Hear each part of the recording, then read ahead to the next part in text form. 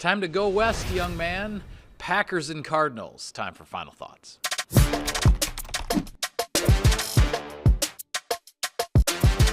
All right, Weston, what's at stake? Getting a win on the road, Mike. The Green Bay Packers came up short, both in Cleveland and Dallas, despite the fact they were able to sneak out with that tie.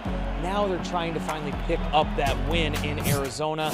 They always say, win your home games, split on the road. The Green Bay Packers want to get back to 500 there. Yeah, absolutely. And when you look at the bigger picture right now, there are only 2 teams left in the NFC with only 1 loss. Why not stay that way? Who's your guy and why, Wes? A lot of good candidates for this one, Mike, but I'm going to go with Edgerrin Cooper, and there's 2 big reasons for that. First and foremost, Trey McBride is a problem. The tight end for the Arizona Cardinals has been off to a really strong start, and he's been the go-to target regardless of who's at quarterback for Arizona. But secondly, the Packers have had some issues right now with the defensive front. You have both Devontae Wyatt and Lucas Van Ness on the injury report, not sure their status for Sunday.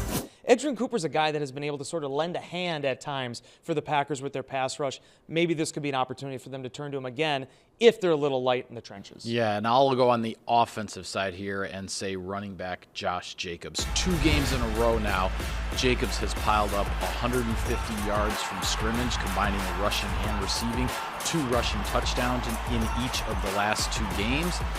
Josh Jacobs is looking like that guy who was the centerpiece of the Packers offense last year when it was playing its best, and he's going to keep that going. Wes, I say the Packers win this game if their defense shows the ability to respond to some adversity, because we've seen the Packers defense play some tremendously good football. But in the last 2 games, as soon as something kind of starts to go wrong, it snowballs the wrong way and they can't seem to rebound. So whether it's going to be Kyler Murray or Jacoby Brissett at quarterback for the Cardinals, if they take the ball on a certain drive and go the length of the field and get a touchdown, okay, shake it off, rebound, get back to playing the defense you played most of the season, and the Packers will win this game. That's an excellent point, Mike. For me, I think the Packers win this game if they can continue to build cohesiveness and consistency on the offensive line. Unfortunately, due to injuries, it's been really hard to get that preferred 5 together. We kind of started to see that in the game against the Bengals, and I thought that really set the table for Josh Jacobs to have his best day of the year, and also Jordan Love to have a really underrated but solid performance against Cincinnati.